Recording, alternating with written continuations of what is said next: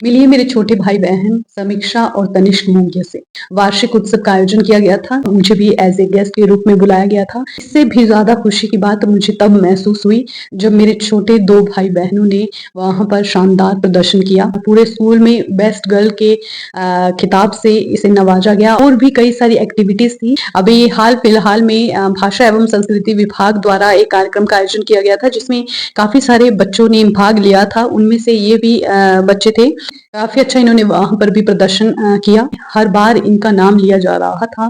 तनिष्क मोंगिया जी, आपका बहुत बहुत स्वागत है। Thank you. मैं आपको दीदी बोलूं या मैम बोलूं, कुछ समझ ही नहीं आ रहा।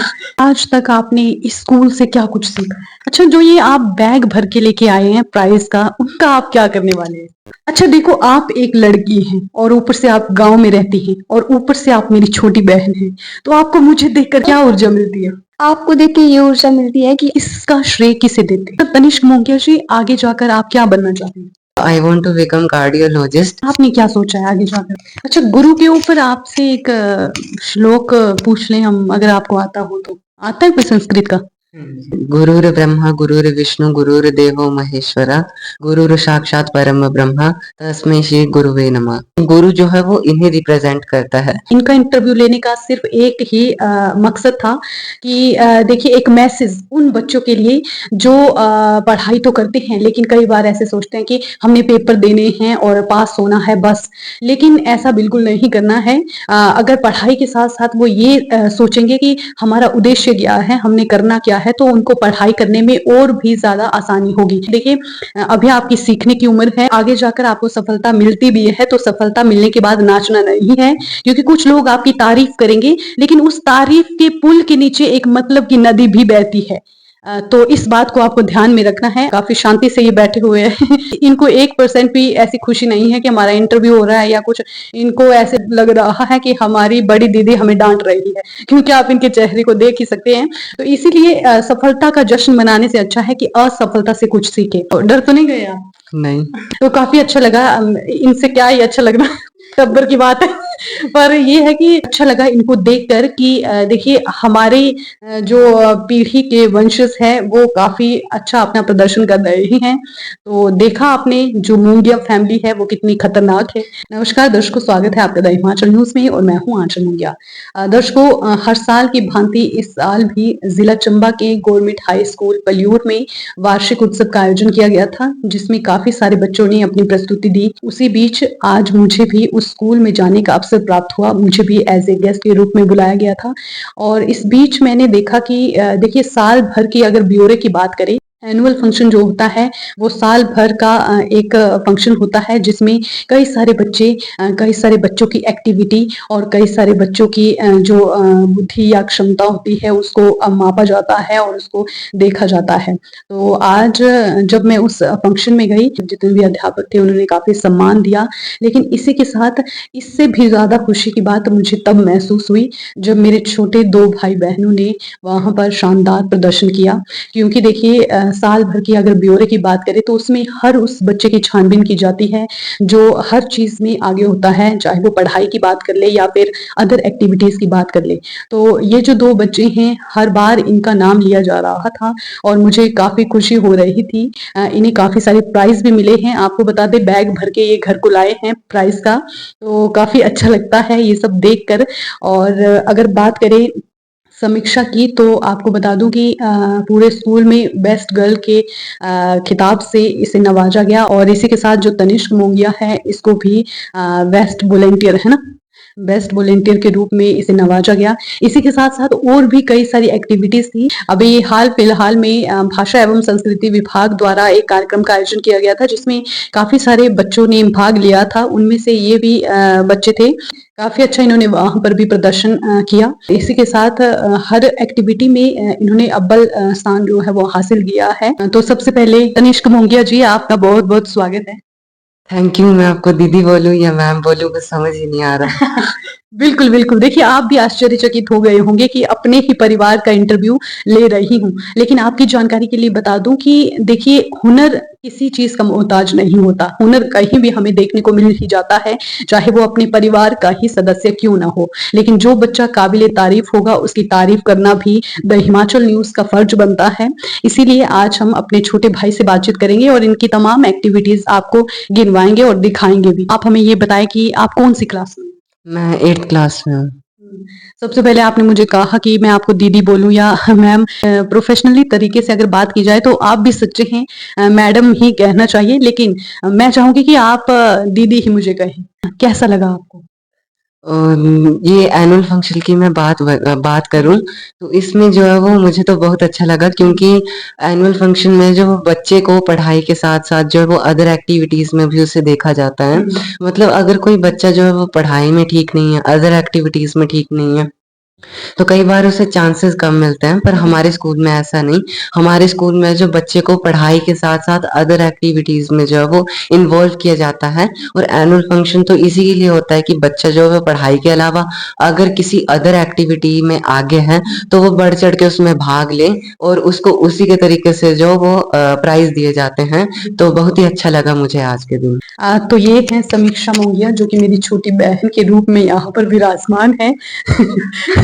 आप बताइए आप कौन-सी क्लास में हैं? मैं 10th क्लास में पढ़ती हूँ। जी।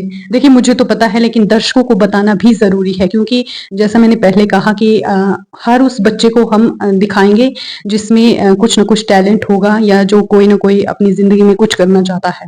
तो आप हमें ये बताएँ कि आपको आज कैसा लगा? देखिए एनुअल डे है, हर साल का एक जिसे हम कह सकते हैं निचोड़, वो हमें देखने को मिलता है। तो आज आपको कैसा लगा? मुझे बहुत ही अच्छा लगा और टीचर ने हमें काफ़ी काफ़ी सपोर्ट दिया हुँ, है हुँ। और मैं धन्यवाद करना चाहूँगी अपने टीचर्स का जिन्होंने हुँ। हमें इतना अच्छा मार्गदर्शन दिया है। अच्छा देखिए अगर बात करें 10th क्लास में हो ना आप? जी। अच्छा, 10th क्लास में हैं तो आज तक आपने इस स्कूल से क्या कुछ सीखा? इस स्कूल से तो मुझे बहुत कुछ सीखने को मिला है जैसे कि हमारे टीचर्स हमसे कहते हैं कि पढ़ाई के साथ जो वो अदर एक्टिविटीज़ में होना भी हुँ, ज़रूरी है। इससे क्या होता है हमारा कॉन्फिडेंस बढ़ता है हुँ, और हम किसी भी फ़ील्ड में आगे बढ़ सकते हैं। जो हमारा इससे हमारा जो अंदर का डर होता है ना वो हुँ, एकदम कुछ ख़त्म बिल्कुल। सा हो जाता है हुँ, और जो हमारे मानसिक विकास के हुँ, साथ-साथ हमारा शारीरिक विकास भी ज़रूरी होता हुँ, है। गुड। इनसे बात करते हैं। आप हमें ये बताइए कि आज तक आपने क्या कुछ सीखा अपनी ज़िंदगी में पढ़ाई के साथ-साथ? हुँ।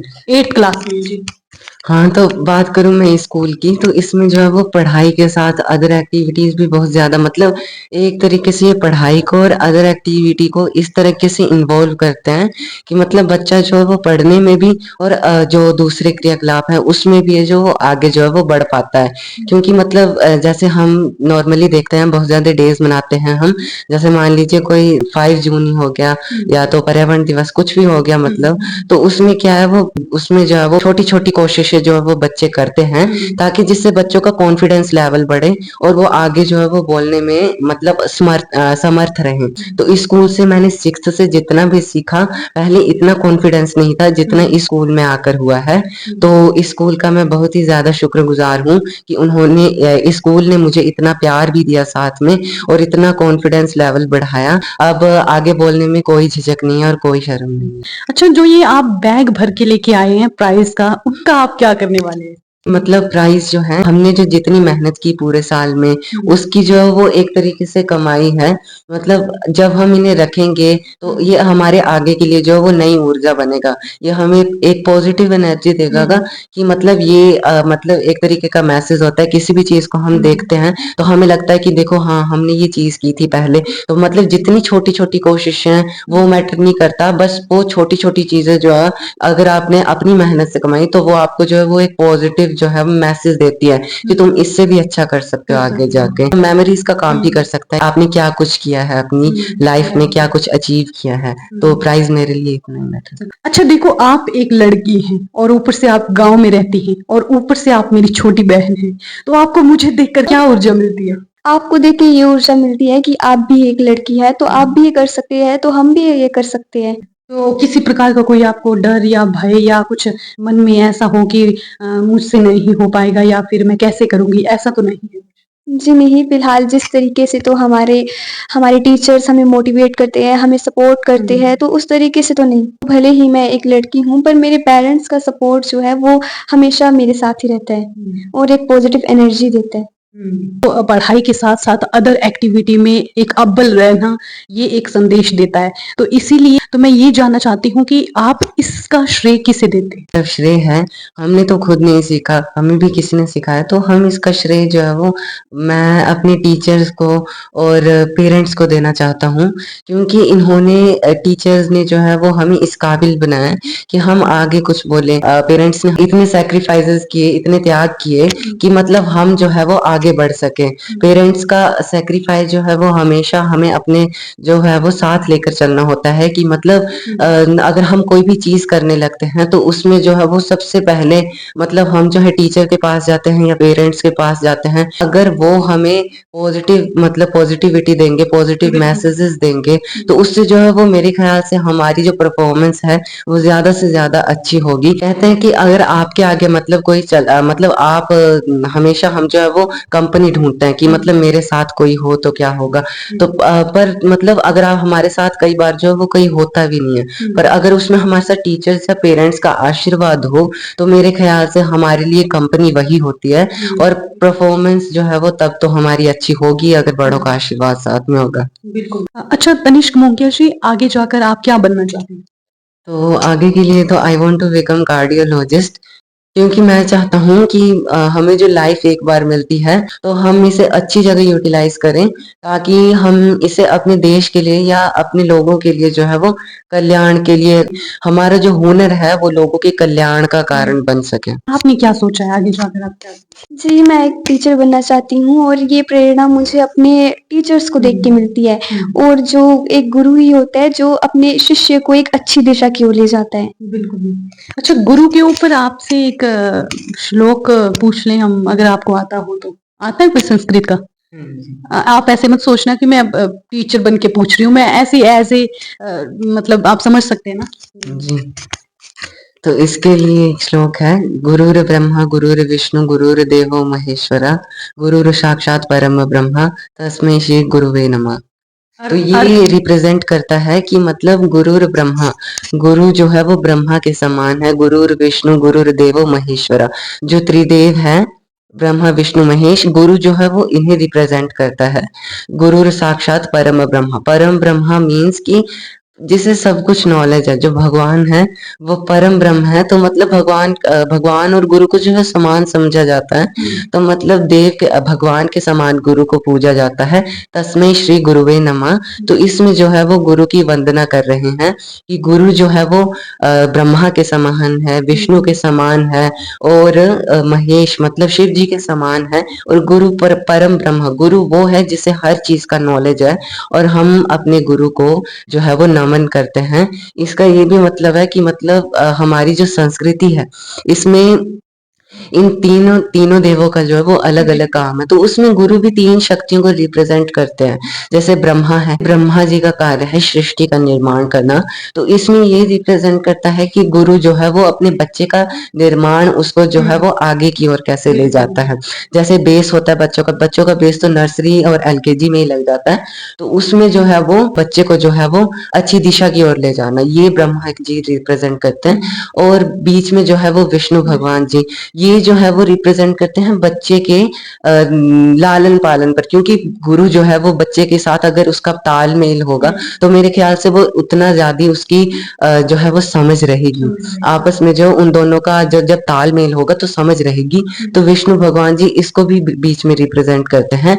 एंड महेश जो है वो शिव जी, उनका काम है पापियों का नाश करना। कई बार क्या होता है विद्यार्थियों में मतलब गलत चीजें जो है वो आ जाती है, मतलब किशोरावस्था में या यौवन आरंभ में बच्चों में जो है वो ऐसी चीजें आ जाती हैं जो मतलब हमारे लिए अच्छी नहीं है, तो गुरु जो है वो उन चीजों का संहार करता है। अब चाहे वो मार के करे या फिर सबक सिखा के करे, अब वो उनके ऊपर डिपेंड करता है, पर ये जो है वो हमारी संस्कृति के साथ ही जुड़ा हुआ है।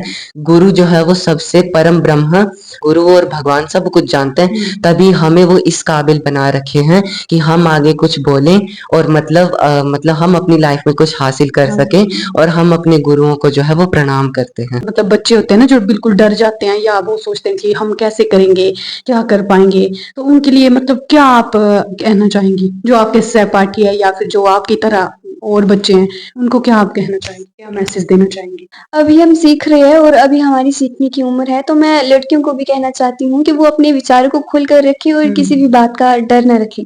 तो आप क्या मैसेज देना चाहेंगे? मैं ये मैसेज देना चाहता हूँ कि कई बार जो है वो बच्चे डर जाते हैं आगे आने से और सोचते हैं कि लोग क्या बोलेंगे, या तो फिर ये सोच लेते हैं कि अगर हमसे कोई गलती हो गई तो हमें टीचर क्या बोलेंगे। टीचर कुछ नहीं बोलेंगे, क्योंकि अभी जो है वो हमारी सीखने की उम्र है, अभी हमारी सीखने की उम्र है और हम जितनी भी गलतियां करते हैं हमें जो है वो उसे सीखना चाहिए। हम जितनी बार हारते हैं, बोलते हैं कि विजेता जो होता है वो नहीं होता जो हार जाता है, बल्कि सच्चा विजेता वो होता है जो कभी हार नहीं मानता।